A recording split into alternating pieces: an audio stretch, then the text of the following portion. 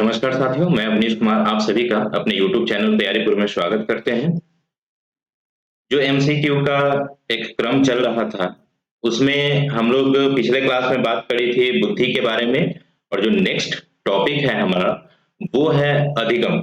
और अधिगम के बारे में ही हम लोग देखेंगे कि किस तरह से क्वेश्चंस आते हैं एग्जाम में और कैसे आपको उसका आंसर करना है। ठीक है, तो आइए हम लोग थोड़ा सा क्वेश्चंस के माध्यम से कुछ जो भी कॉन्सेप्ट है अधिगम से रिलेटेड उसको थोड़ा मेमोराइज करने की कोशिश करेंगे, कॉन्सेप्ट को समझने की कोशिश करेंगे। ठीक, तो आइए शुरू करते हैं, देखते हैं पहला क्वेश्चन क्या है। पहला क्वेश्चन है अधिगम से तात्पर्य। ठीक है, अधिगम से क्या तात्पर्य है? अधिगम का इंग्लिश होता है लर्निंग। ठीक है, अधिगम हिंदी शब्द है और इसका एक हिंदी यूज कभी कभी होता है सीखना भी होता है। ठीक है, सीखना ये भी आपको मिल जाता है कहीं कहीं लिखा हुआ। ठीक है, तो देखिए अधिगम से तात्पर्य क्या है। अधिगम क्या है? अधिगम का डेफिनेशन होता है अभ्यास एवं अनुभव के फलस्वरूप व्यवहार में होने वाले अपेक्षाकृत अस्थायी परिवर्तन। ठीक है, अधिगम क्या है? अधिगम है अभ्यास व अनुभव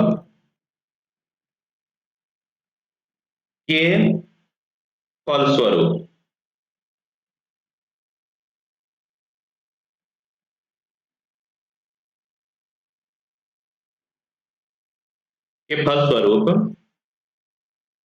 अपेक्षा आपके व्यवहार में फलस्वरूप व्यवहार में अपेक्षाकृत अस्थायी परिवर्तन,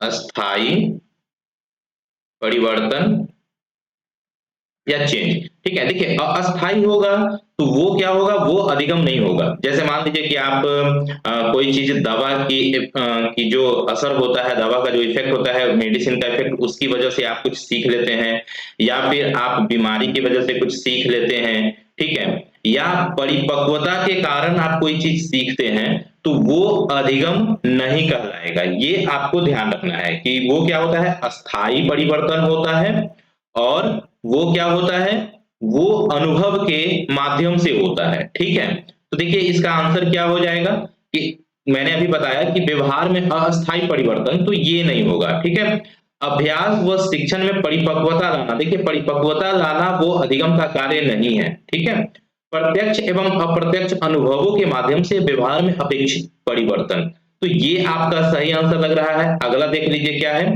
व्यवहार वातावरण से संबंधित आवश्यकताओं की पूर्ति के लिए व्यवहार में होने वाले कुछ परिवर्तन, देखिए कुछ परिवर्तन अधिगम नहीं होता है। ठीक है, तो ये क्या हो जाएगा? आपका सही आंसर क्या हो जाएगा? तीसरा हो जाएगा। ठीक है, चलिए अगले क्वेश्चन की तरफ बढ़ते हैं। अगला क्वेश्चन देखते हैं। अगला क्वेश्चन क्या है? अगला क्वेश्चन है हमारा सीखना विकास की प्रक्रिया है, learning is process of development. यह कथन किसके द्वारा दिया गया है? ठीक है, सीखना विकास की एक प्रक्रिया है, यह कथन एक मनोवैज्ञानिक जिनका नाम है वुडवर्थ, उनके द्वारा दिया गया है। ठीक है, तो ये आपको याद रखना है, डेफिनेशन बेस्ड क्वेश्चन है, बहुत सारे एग्जाम में पूछे गए हैं। सीखना विकास की प्रक्रिया है, यह वुडवर्थ द्वारा कहा गया है। ठीक है, चलिए अगला क्वेश्चन देखते हैं। अगला क्वेश्चन है हमारा प्रशिक्षण एवं अनुभव के द्वारा व्यवहार में होने वाले परिवर्तन को सीखना या अधिगम कहते हैं। Learning is the modification of behaviour through experience and training. ये किस साइकोलॉजिस्ट द्वारा ये डिफिनेशन दिया गया है? ठीक है, तो देखिए प्रशिक्षण की बातें जब भी होंगी, प्रशिक्षण के माध्यम से और अनुभव के द्वारा व्यवहार में जो परिवर्तन होता है उसी को क्या कहा गया? अधिगम कहा गया। तो ये डेफिनेशन दिया गया है गेट्स महोदय के द्वारा। ठीक है, तो इनको देने का श्रेय किसको जाता है? गेट्स को जाता है, तो ये आपका सही आंसर हो जाएगा गेट्स। ठीक है, चलिए अगला क्वेश्चन देखते हैं। अगला क्वेश्चन है हमारा अधिगम आदतें, ज्ञान एवं अभिवृत्तियों को अर्जित करना है। ठीक है, अधिगम क्या है? आदतों का, ज्ञान का और अभिवृत्तियों को अर्जित करने की एक प्रक्रिया है, वही क्या है? अधिगम है। तो ये डेफिनेशन किसके द्वारा दिया गया है? तो ये डेफिनेशन दिया गया है क्रो एंड क्रो द्वारा। Learning is acquisition of habits, knowledge and attitude. ठीक है, तो ये क्या हो गया, जो डेफिनेशन है ये किसके द्वारा दिया गया है, क्रो एंड क्रो द्वारा। ठीक है, तो कुछ डेफिनेशन है जिसको याद रखना है। ठीक है, चलिए अगला देखते हैं, अगला क्वेश्चन क्या है। अगला क्वेश्चन है हमारा, सीखना व्यवहार में उत्तरोत्तर सामंजस्य की एक प्रक्रिया है। सीखना क्या है, व्यवहार में उत्तरोत्तर सामंजस्य की एक प्रक्रिया है। यह कथन किस शिक्षाविद द्वारा दिया गया है। ठीक है, तो ये जो डेफिनेशन है ये दिया गया है स्किनर द्वारा। ठीक है, हम लोग आगे स्किनर की थ्योरी जो है उसके बारे में भी क्वेश्चंस आएंगे, उसको देखेंगे। और अब आपको अधिगम से रिलेटेड जो भी टॉपिक्स की जानकारी लेनी है, कॉन्सेप्ट्स की जानकारी लेनी है, तो उसके लिए आप तैयारीपुर चैनल पे जाकर के आप देखेंगे, आपको सारे क्लासेज वहां पे लर्निंग से रिलेटेड मिलेंगे। ठीक है, तो अगर आप डिटेल में पढ़ना चाहते हैं तो आप तैयारीपुर चैनल पे विजिट करिए, वहां पे जाकर के आप जो भी टॉपिक है उसको सर्च करेंगे, आपको मिल जाएंगे सारे वीडियो। ठीक है, चलिए अगला देखते हैं, अगला क्वेश्चन क्या है। अगला क्वेश्चन है, सीखना अधिगम है या सीखना अधिगम क्या है। तो ज्ञान का स्तर, ज्ञान की ऊष्मा, प्राणी मात्र के व्यवहार में सुधार लाने की प्रक्रिया और प्राणी मात्र के व्यवहार को प्रेरित करना। ठीक है, सीखना क्या है, तो सीखना है प्राणी मात्र के व्यवहार में सुधार लाने की एक प्रक्रिया ही क्या होती है, अधिगम होती है। ठीक है, ये आपका सही आंसर हो जाएगा। ठीक है, चलिए अगले क्वेश्चन की तरफ बढ़ते हैं। अगला क्वेश्चन देखते हैं क्या है।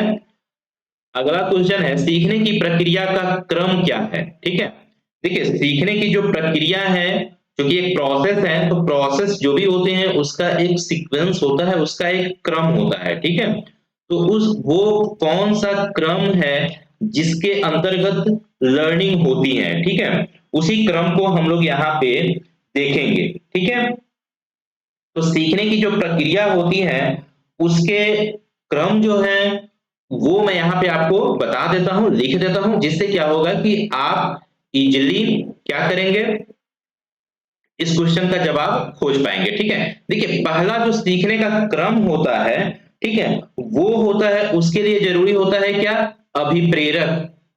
ठीक है, मोटिव्स, अभिप्रेरक। दूसरा जो होता है क्रम में, जो अगला स्टेप है वो क्या है, विभिन्न प्रकार की अनुक्रियाएं। ठीक है, विभिन्न अनुक्रियाएं।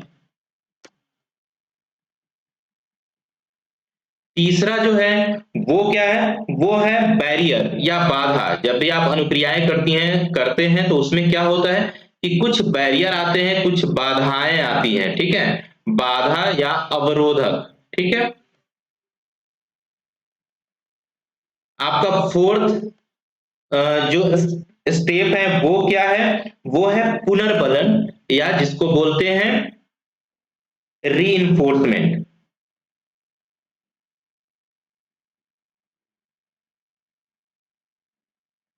फिफ्थ है आपका, जिसको बोलते हैं सक्सेसफुल अटेम्प्ट्स, जो आप सफल प्रयत्न करते हैं। ठीक है,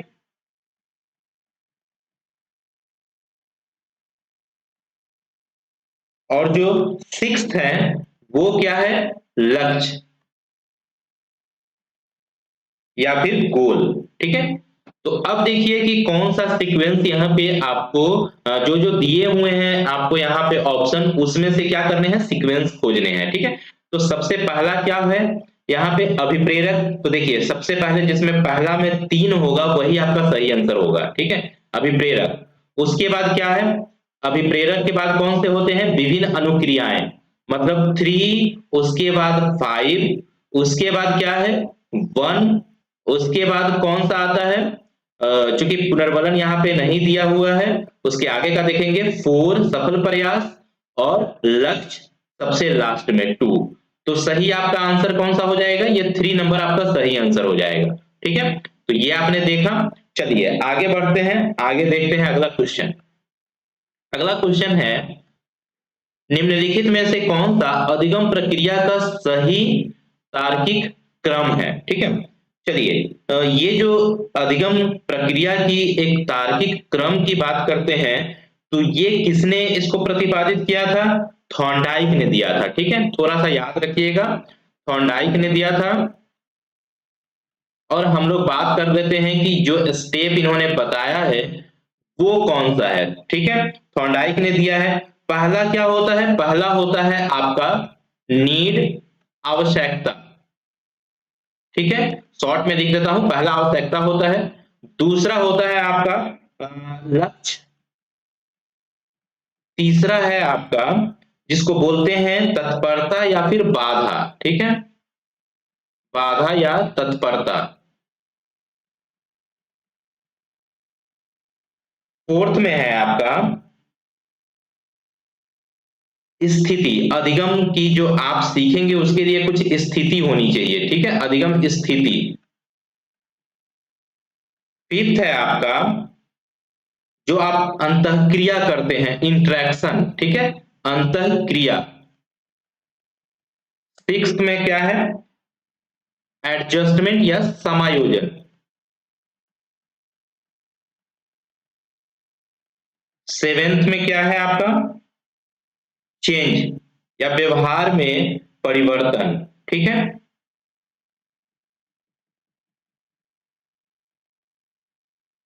व्यवहार में परिवर्तन।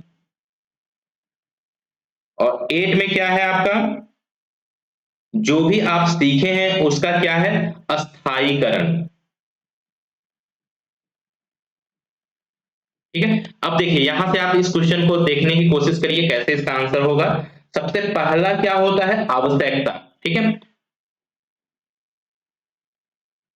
सबसे पहला क्या है? आवश्यकता। तो आवश्यकता जिसमें होगा वो सही आंसर होगा। तो आवश्यकता तीन में है, तीन में भी है, तीनों ऑप्शन में है। चलिए, आवश्यकता के बाद का कौन सा है? आवश्यकता के बाद है लक्ष्य। तो लक्ष्य यहाँ पे नहीं दिया हुआ है। ठीक है, उसके आगे का देख लीजिए कौन सा है? बाधा या तत्परता। आवश्यकता के बाद तत्परता जिसमें होगा वही सही आंसर हो जाएगा। तो दूसरा आपका सही आंसर हो जाएगा। ठीक है, उसके बाद स्थिति, फिर अंतःक्रिया। ठीक है, आगे और भी दिया जा सकता था या एक एक मिस करके भी दिया जा सकता है, आपको सही सीक्वेंस ढूंढना होता है। ठीक है, तो सही आंसर क्या हुआ आपने देखा। चलिए अगले क्वेश्चन की तरफ चलते हैं। अगला क्वेश्चन देखते हैं क्या है। अगला क्वेश्चन है कौन सा कथन अधिगम की प्रकृति को सही प्रकार से निर्देशित करता है। ठीक है, अधिगम क्या है? अधिगम एक प्रक्रिया है, ये सही है। अधिगम एक उत्पाद है, ये भी सही है। अधिगम कभी उत्पाद और कभी प्रक्रिया होती है। अधिगम प्रक्रिया एवं उत्पाद दोनों है। देखिए, अधिगम प्रक्रिया एवं उत्पाद दोनों होता है। ठीक है, तो कहीं ना कहीं आपका सही आंसर क्या हो जाएगा? फोर्थ हो जाएगा। जहां सिर्फ एक की बातें हो रही हैं तो ये नहीं है, यहां भी एक की ही बातें कर रहे हैं, ये नहीं होगा। ऐसा नहीं है कि कभी उत्पाद के रूप में होगा कभी प्रक्रिया के रूप में होगा, ऐसा भी नहीं होगा। अधिगम क्या होता है? वो एक तरह से प्रोसेस भी है और प्रोडक्ट भी है। तो ये सही आंसर आपका हो जाएगा, अधिगम प्रक्रिया एवं उत्पाद दोनों है। चलिए अगला क्वेश्चन देखते हैं। अगला क्वेश्चन है रॉबर्ट गेनेन के अधिगम अनुक्रम सिद्धांत में अधिगम के प्रकार स्थितियां हैं सम्मिलित हैं। कितने प्रकार के उन्होंने स्थितियां सम्मिलित करे हैं अपने अधिगम के सिद्धांत में? तो वो क्या है? 8 प्रकार है। ठीक है, आप अगर क्लासेस देखेंगे रॉबर्ट गेने का जो सिद्धांत है उससे रिलेटेड आपको सारे वहां पे इंफॉर्मेशन मिल जाएंगे। ठीक है, रॉबर्ट गेने ने जो अपनी बुक लिखी है वो बुक का नाम क्या है? तो वो बुक का नाम है द कंडीशन ऑफ लर्निंग। ठीक है, द कंडीशन ऑफ लर्निंग इन्होंने बुक लिखी है। और उसी बुक में क्या किए हैं इन्होंने? अधिगम के 8 प्रकार बताए हैं। ठीक है, अधिगम के 8 टाइप्स की बात करते हैं। और वो कौन कौन होता है? तो वो पहला देखिए, इनका जो थ्योरी देखेंगे तो इस तरह से शंकु बना हुआ आपको मिलेगा। ठीक है, और वहां पे 8 आपको 8 प्रकार के लर्निंग की बातें ये करते हैं। ठीक है, जिसमें सबसे नीचे कौन सा होता है? सबसे नीचे आपको दिखेगा जिसको बोलते हैं सिग्नल लर्निंग। ठीक है, उसके बाद आपको मिलेगा क्या? Stimulus response learning. उसके बाद होता है जिसको बोलते हैं चैन लर्निंग। ठीक है, उसके बाद क्या होता है? उसके बाद होता है वर्बल एसोसिएशन, जहां पे शाब्दिक चीजों को आप सीखते हैं, ठीक है, वर्बल एसोसिएशन लर्निंग। उसके बाद होता है आपका जिसको बोलते हैं डिस्क्रिमिनेशन लर्निंग, ठीक है, डिस्क्रिमिनेशन लर्निंग, विभेदीकरण सीखना। उसके बाद होता है कॉन्सेप्ट लर्निंग, ठीक है, कॉन्सेप्ट लर्निंग। कॉन्सेप्ट लर्निंग के बाद होता है रूल लर्निंग, ठीक है, कि आप जब कॉन्सेप्ट को सीखते हैं तब आप क्या होता है, तरह तरह के रूल्स को भी सीखते हैं, और रूल्स को जब आप सीख लेते हैं, कॉन्सेप्ट को सीख लेते हैं, तब आप क्या करते हैं, प्रॉब्लम सॉल्विंग लर्निंग भी आप सीख जाते हैं। आप में प्रॉब्लम सॉल्विंग की जो एबिलिटी होती है वो डेवलप होती है, ठीक है। तो क्या होता है कि जैसे जैसे आप ऊपर बढ़ते जाते हैं, आपकी जो अधिगम होती हैं वो काफी परिष्कृत और मॉडिफाइड होती चली जाती हैं, ठीक है, ये लोअर लेवल की होती हैं। ये जो आपका सिग्नल लर्निंग है, ये ही क्या है, क्लासिकल कंडीशनिंग के इक्विवेलेंट होती है, कि जैसा होता है, ठीक है, क्लासिकल कंडीशनिंग या जिसको साहचर्य या संकेत अधिगम कहते हैं, ठीक है। दूसरा जो स्टिमुलस रिस्पॉन्स लर्निंग है वो क्या है, वो ऑपरेंट कंडीशनिंग के इक्विवेलेंट है, ठीक है। ये आपको सारे क्लासेस में बताए गए हैं, आप क्लास देखेंगे आपको पता चलेगा, ठीक है। ऑपरेंट कंडीशनिंग की जो बातें करते हैं स्किनर की थ्योरी से रिलेटेड हैं, ये पैवलोव की थ्योरी से रिलेटेड है, ठीक है। तो ये आपने देखा। चलिए अगला क्वेश्चन देखते हैं। अगला क्वेश्चन क्या है, अगला क्वेश्चन है हमारा, कहने के अनुसार विद्यालय विषयों का अधिकांश अनुदेशन सीखने एवं प्रयोग से संबंधित होता है, ठीक है। जो विद्यालय विषयों का जो आप सब्जेक्ट का अधिकांश अनुदेशन जो होता है वो सीखने एवं प्रयोग से संबंधित होता है। किससे संबंधित होता है, ठीक है, वो बातें करते हैं किससे, तो कॉन्सेप्ट एंड रूल्स से, संप्रत्यय एवं नियम सीखने से क्या होता है, संबंधित होता है, ठीक है, विद्यालय जो भी सब्जेक्ट होते हैं, ठीक। चलिए अगला देखते हैं। अगला क्वेश्चन क्या है, अगला क्वेश्चन है सीखने के वक्र क्या शो करता है, सीखने के वर्ग जो वक्र है उससे क्या पता चलता है। सीखने की प्रगति के सूचक हैं, सीखने की मौलिकता के सूचक हैं, सीखने के गद्यात्मक स्वरूप के सूचक हैं, सीखने की रचनात्मकता के सूचक हैं। तो जो लर्निंग कर्व होते हैं वो सीखने की जो प्रगति है उसको वो दिखलाता है, ठीक है, उसको क्या करता है, प्रदर्शित करता है।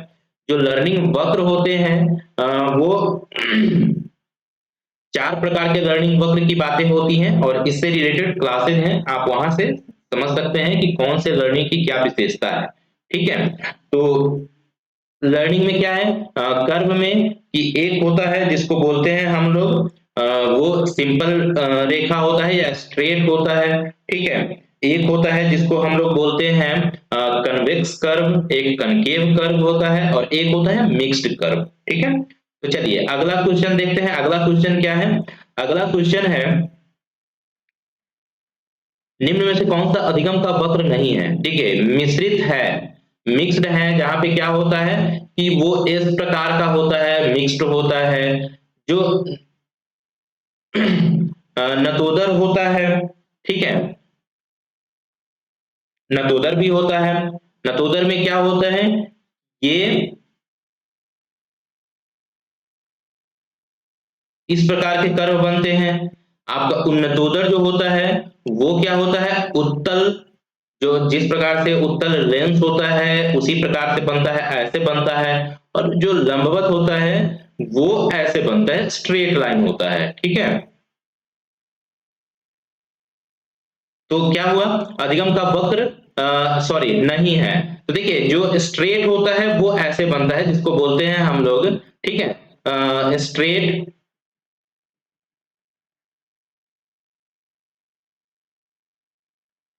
स्ट्रेट लाइन कर्व होता है। तो लंबवत जो है वो इस प्रकार की लंबवत है, तो लंबवत कर्व नहीं है, ठीक है, तो ये आपका गलत हो जाएगा।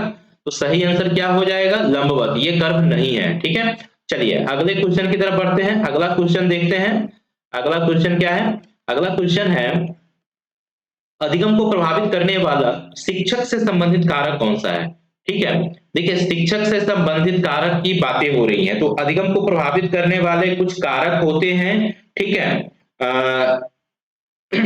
जिसमें क्या होता है, एक स्टूडेंट से रिलेटेड होता है, दूसरा टीचर से रिलेटेड होता है, और तीसरा जो होता है वो इन्वायरमेंट से रिलेटेड होता है, ठीक है। तो देखिए यहाँ पे क्या है, इच्छा शक्ति ये स्टूडेंट से रिलेटेड है, अभ्यास क्या है, स्टूडेंट से रिलेटेड है। ज्ञान से अज्ञान या ज्ञान से अज्ञात की ओर जाना, ये भी क्या है, स्टूडेंट से है। लेकिन प्रस्तुतिकरण क्या है, वो टीचर से रिलेटेड होता है, ठीक है, कि शिक्षक किस तरह से जो भी थ्योरीज हैं, जो भी कॉन्सेप्ट है, उसको किस तरह से वो प्रेजेंट कर रहे हैं, वो क्या होता है, शिक्षक से रिलेटेड होता है या टीचर से रिलेटेड होता है। तो ये आपका सही आंसर हो जाएगा, ठीक है। चलिए अगले क्वेश्चन की तरफ बढ़ते हैं, अगला क्वेश्चन देखते हैं। अगला क्वेश्चन क्या है, क्रिया प्रसूत साहचर्य मुख्यतः किसकी भूमिका पर बल देता है, अधिगम सामग्री पर, शिक्षक पर, वातावरण पर, पुनर्बलन पर। जो क्रिया प्रसूत साहचर्य अधिगम थी, वो किस पे फोकस्ड है, वो किस पे बल देती है, तो वो बल देती है पुनर्बलन पे, ठीक है, रीइंफोर्समेंट पे।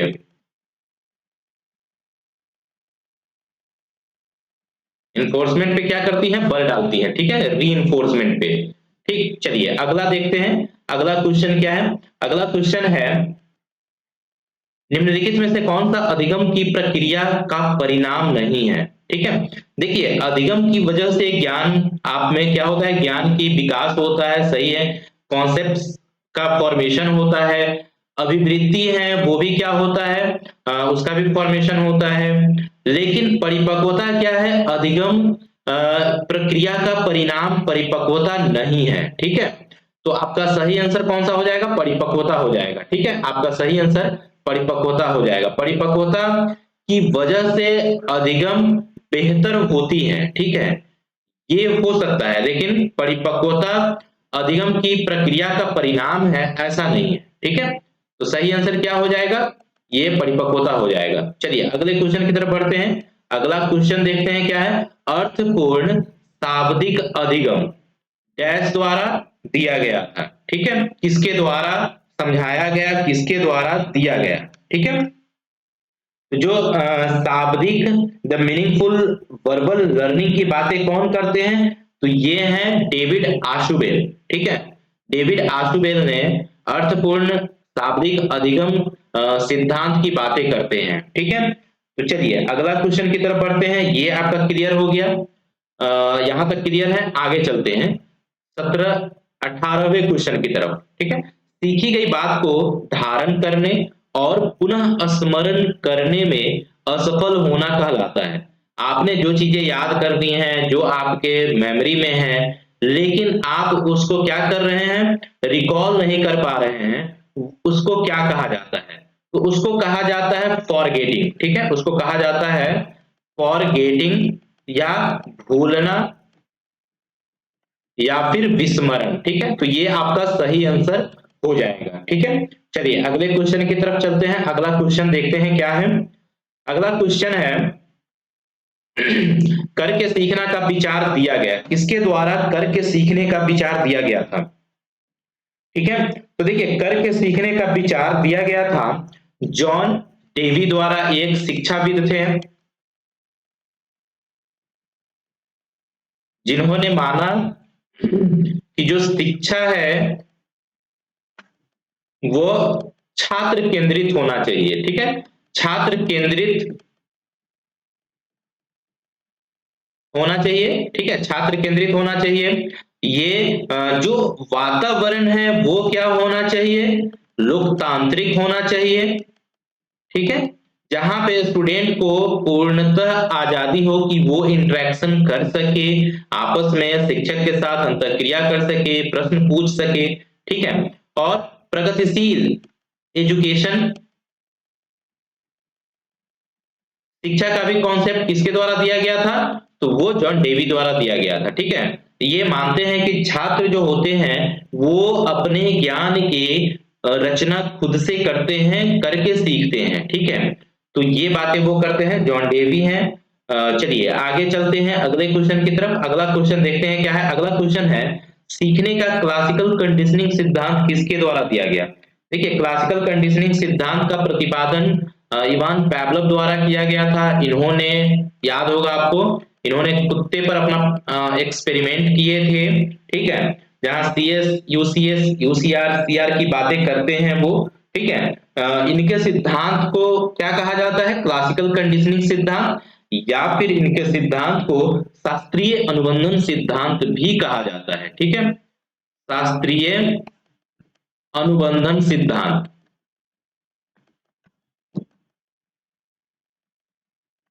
इनके सिद्धांत को और भी कुछ नाम दिया गया है, जैसे उद्दीपक अनुक्रिया का सिद्धांत, आपके अनुबंधन का सिद्धांत, परंपरा अनुबंधन का सिद्धांत। तो इस तरह से कुछ नाम है क्लासिकल कंडीशनिंग की, ठीक है। और इसको दिया गया था किसके द्वारा? तो इसके द्वारा दिया गया था इवान पैवलोव द्वारा। कब? 1904 में। और इनके इसी एक्सपेरिमेंट की वजह से इनको क्या किया गया था? नोबेल पुरस्कार भी इनको भी दिया गया था, ठीक है। कब किए थे? 1904 में। कुत्ते पे किए थे, ये आपको ध्यान होगा, क्लासेस देखेंगे पता चल जाएगा, ठीक है। चलिए अगला क्वेश्चन देखते हैं। अगला क्वेश्चन क्या है? अगला क्वेश्चन है, निम्नलिखित में से कौन सा युग्म सुमेलित नहीं है? क्रिया प्रसूत अनुबंधन का सिद्धांत, ये स्किनर द्वारा दिया गया था, तो ये सुमेलित है। उद्दीपक अनुक्रिया का सिद्धांत किसके द्वारा दिया गया था? तो ये भी क्या है? उद्दीपक अनुक्रिया का जो सिद्धांत है वो किसके द्वारा दिया गया था? तो उद्दीपक अनुक्रिया का सिद्धांत दिया गया था आपके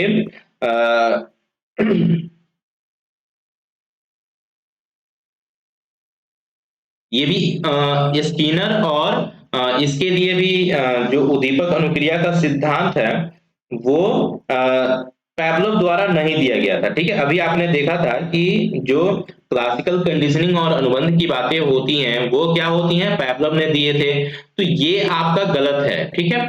प्रबलन का सिद्धांत या पुनर्बलन का सिद्धांत, ठीक है। रीइंफोर्समेंट थ्योरी, ये हल द्वारा दिया गया था, ये सही है। और प्रयास एवं त्रुटि का सिद्धांत, ये भी थॉर्नडाइक द्वारा दिया गया था, ये सही है। तो आपका इसका कौन सा आंसर गलत है? वही आपका सही हो जाएगा, ठीक है। निम्नलिखित में से कौन सा जो युग्म सुमेलित नहीं होगा वो सही आंसर हो जाएगा? तो कौन सा है? दूसरा है, जो सुमेलित नहीं है। तो चलिए अगला देखते हैं। अगला क्वेश्चन क्या है? अगला क्वेश्चन है,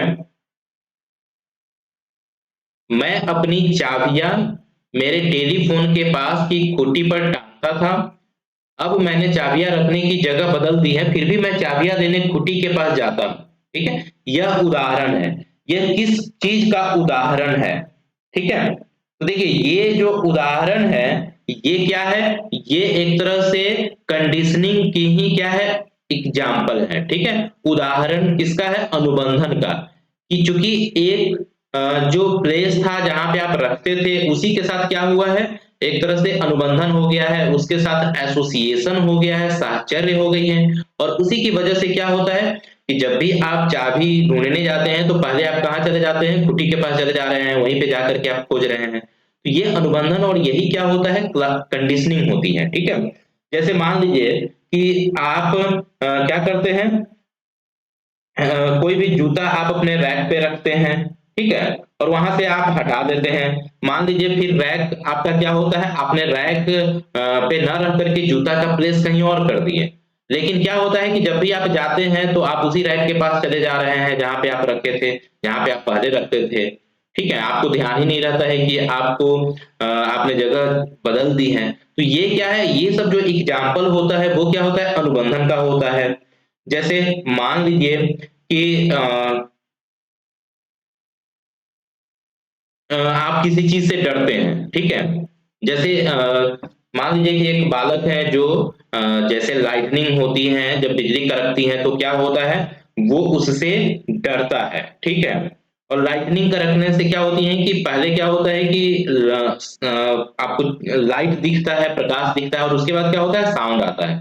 तो जैसे ही प्रकाश दिखा कि आप क्या करते हैं? कान बंद करते हैं, ठीक है। तो ये क्या है? ये भी एक तरह से अनुबंधन है, एसोसिएशन है, ठीक है। तो चलिए आगे देखते हैं, अगले क्वेश्चन की तरफ बढ़ते हैं। अगला क्वेश्चन क्या है?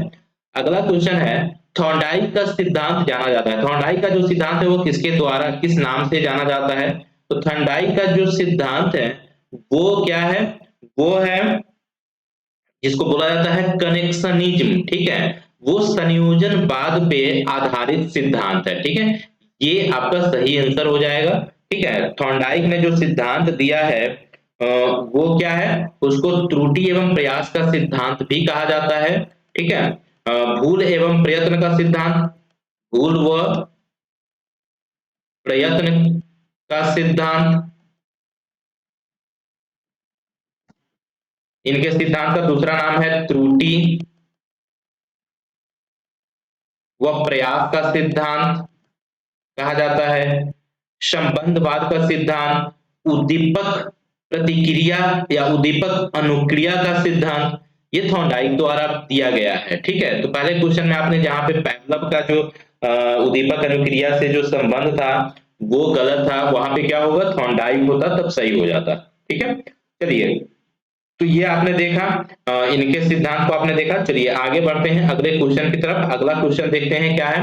अगला क्वेश्चन है, निम्नलिखित में से कौन सा युग्म सही है। देखिए यहाँ सही की बातें हो रही हैं, तो जो कर्ट लेविन है उनको फील्ड थ्योरी के प्रतिपादक के रूप में जाना जाता है। ठीक है, क्षेत्र सिद्धांत, ये कर्ट लेविन द्वारा दिया गया है क्षेत्र सिद्धांत। थॉर्नडाइक क्या है, संयोजनवाद, अभी आपने देखा, ये सही है। ठीक है, युग्म सही की बातें हो रही हैं तो ये सही हो गया है। मैस्लो जो सिद्धांत दिए हैं वो क्या है, मानवतावादी सिद्धांत, तो वो है। और स्किनर ने जो सिद्धांत दिया है वो क्या है, वो है नैमित्तिक अनुबंध या फिर ऑपरेंट कंडीशनिंग की बातें करते हैं। ठीक है, तो ये आपका सही आंसर हो जाएगा, थॉर्नडाइक संयोजनवाद से इसका संबंध है। ठीक है, चलिए अगले क्वेश्चन की तरफ चलते हैं। अगला क्वेश्चन है आपका, सर्वप्रथम सीखने के सिद्धांतों की खोज किसने की। ठीक है, देखिए जो अधिगम के सिद्धांत हैं जो दिए गए हैं वो सबसे पहले किसके द्वारा दिया गया था, तो सबसे पहले दिया गया था थॉर्नडाइक के द्वारा। ठीक है, थॉर्नडाइक का ही नाम आता है किसके लिए, तो अधिगम के सिद्धांत की खोज करने के लिए इन्होंने ही लर्निंग थ्योरी के बारे में सबसे पहले बातें करी थी। ठीक है, चलिए अगला क्वेश्चन देखते हैं। अगला क्वेश्चन क्या है, अगला क्वेश्चन है आपका, प्रयत्न एवं त्रुटि ट्रायल एंड एरर सिद्धांत के प्रतिपादक कौन है। अभी थोड़ी देर पहले मैंने एक्सप्लेन किया, प्रयत्न एवं त्रुटि सिद्धांत के प्रतिपादक कौन है, थॉर्नडाइक है। ठीक है, थॉर्नडाइक जो कि प्रयत्न एवं त्रुटि सिद्धांत दिए थे, उनका दूसरा नाम क्या है, बहु प्रतिक्रिया सिद्धांत, इसको बहु प्रतिक्रिया सिद्धांत भी कहा जाता है। ठीक है,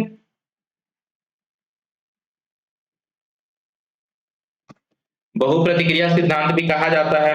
इन्होंने अपना प्रयोग किस पे किए थे, बिल्ली पे किए थे। ठीक है, ये याद रखिएगा, कभी कभी किसी एग्जाम में पूछ लेता है कि किस पे किए थे। ठीक है, तो बिल्ली पे किए थे। उसके बाद क्या है, अगला क्वेश्चन देखते हैं। अगला क्वेश्चन क्या है, ये तो आपने देखा ट्रायल एंड एरर थॉर्नडाइक ने दिया था। चलिए अगला क्वेश्चन देखते हैं। अगला क्वेश्चन है आपका, थॉर्नडाइक द्वारा प्रतिपादित सीखने के मुख्य नियम, जो चीफ लॉज ऑफ लर्निंग है, वो कौन कौन है। तो थॉर्नडाइक ने प्रतिपादित किए थे जो चीफ लॉ, वो क्या है, वो है तीन प्रकार के हैं। ठीक है, तीन है, तो ये सही आंसर हो जाएगा। कौन कौन है, तो थोड़ा सा वो देख लीजिए कि कौन कौन है। ठीक है, जो इन्होंने चीफ, या जिसको आप लोग क्या बोलते हैं, प्राइमरी, ठीक है, बोल सकते हैं प्राइमरी या फिर प्राथमिक मुख्य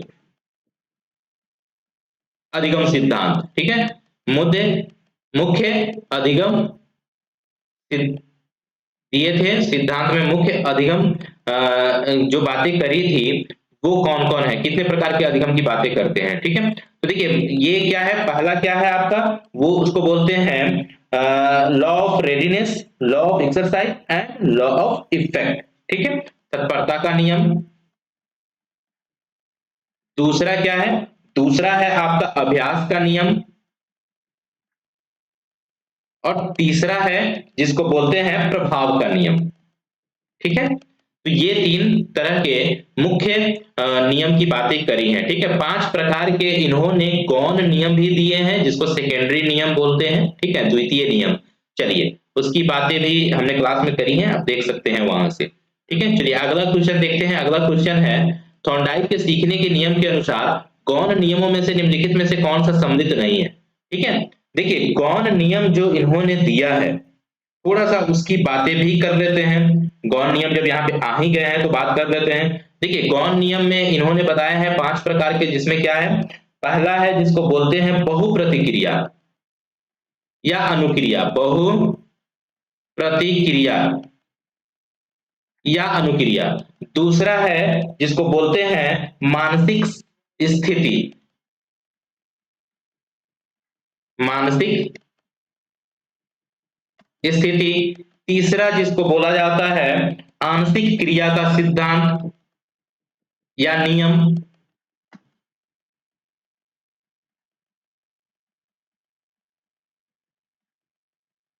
चौथा है जिसको बोला जाता है आत्मीकरण या सादृश्य अनुक्रिया प्रतिक्रिया। ठीक है,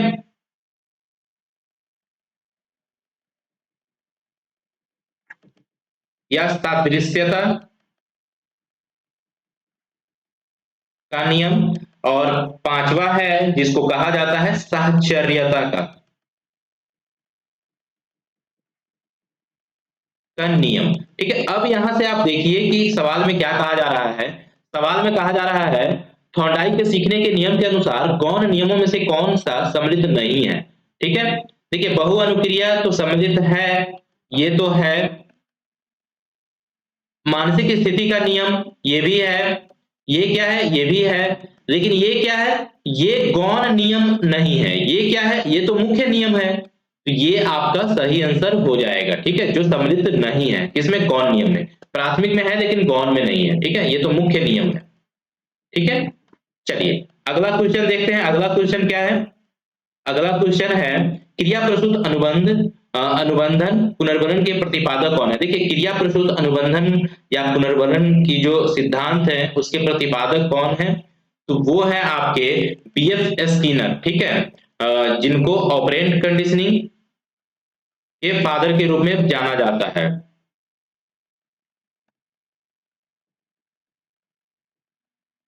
ठीक है, ऑपरेंट कंडीशनिंग के फादर के रूप में जाना जाता है, जिन्होंने अपने सिद्धांत में सीखने के लिए क्या किस पे जोर दिए हैं, तो सीखने के लिए ये पुनर्बलन पे जोर दिए हैं। ठीक है, ये इनका मानना है कि जो व्यवहार होता है या व्यवहार में जो परिवर्तन होता है उसके लिए सबसे जरूरी होता है समय समय पर दिया जाने वाला पुनर्बलन। ठीक है, पुनर्बलन क्या हो सकता है, वो पुरस्कार के रूप में हो सकता है, दंड के रूप में हो सकता है। ठीक है, तो ये बातें करते हैं। इन्होंने क्या बताया था कि जो अधिगम प्रभावित होता है वो अधिगम किससे प्रभावित होता है, तो व्यवहार के परिणाम से। ठीक है, व्यवहार के परिणाम से ही क्या होता है, से अधिगम क्या होता है, प्रभावित होता है। ठीक है, ये बातें करते हैं। और इन्होंने जो अपना सिद्धांत दिए हैं वो सिद्धांत किस पे दिए हैं, तो इन्होंने जो अपना सिद्धांत में जो इन्होंने सिद्धांत जब दे रहे थे तो किस पे रिसर्च करते थे, तो रिसर्च करते थे कबूतर पे। कभी कभी क्वेश्चन में आ जाता है कबूतर एवं चूहा पे। ठीक है, पिजन और रैट पे इन्होंने क्या किया है, अपना जो भी रिसर्च है वो करे हैं। ठीक है, तो चलिए आगे चलते हैं अगले क्वेश्चन की तरफ। और आज का ये लास्ट क्वेश्चन है। अगले सेशन में हम लोग फिर आएंगे इसके नेक्स्ट पार्ट को लेकर के। ये पार्ट फर्स्ट है, पार्ट सेकेंड, क्योंकि अधिगम अगर देखा जाए तो जितने भी टीचिंग एग्जाम होते हैं या जो रीट मेंस है उसमें अधिगम से बहुत सारे क्वेश्चंस आते हैं। ठीक है, तो 2 क्लास इसके लिए आपका सफिशियंट होगा। अगर 2 क्लास में आप अगर इसको देख लेते हैं, प्रैक्टिस कर लेते हैं, तो आपके बहुत सारे क्वेश्चंस आपके सिर्फ इस जो भी आपका एमसीक्यू है इसी से बहुत सारे क्वेश्चंस आपके सॉल्व हो जाएंगे। ठीक है, देखिए निम्नलिखित में से कौन सा युग्म सही है, पैवलोव उत्सर्जित क्रियाएं, कोहलर अंतर्दृष्टि, अधिगम। देखिए एक चीज यहाँ पे देखिए, अंतर्दृष्टि या फिर जो सूझ का सिद्धांत है, सूझ का सिद्धांत वो किसके द्वारा दिया गया है, वो दिया गया है कोहलर द्वारा। ठीक है, कोहलर एक गेस्टाल्ट वाले साइकोलॉजिस्ट थे जिनका मानना था कि जो अधिगम होता है वो अचानक से होता है, वो सूझ के द्वारा होता है, अचानक से एकाएक होता है। ठीक है, की बातें करते हैं। ठीक है, हम लोग आगे देखेंगे कुछ क्वेश्चंस कोहलर से भी आएंगे, उसको प्रैक्टिस करेंगे नेक्स्ट क्लास में। ठीक है, तो यहाँ पे क्या है, कौन सा युग्म सही है। ठीक है, तो ये कोहलर का जो सिद्धांत है, अंतर्दृष्टि सिद्धांत जिसको बोला जाता है, ठीक है, ये आपका सॉरी रुक जाइए, थोड़ा सा करेक्ट करिए।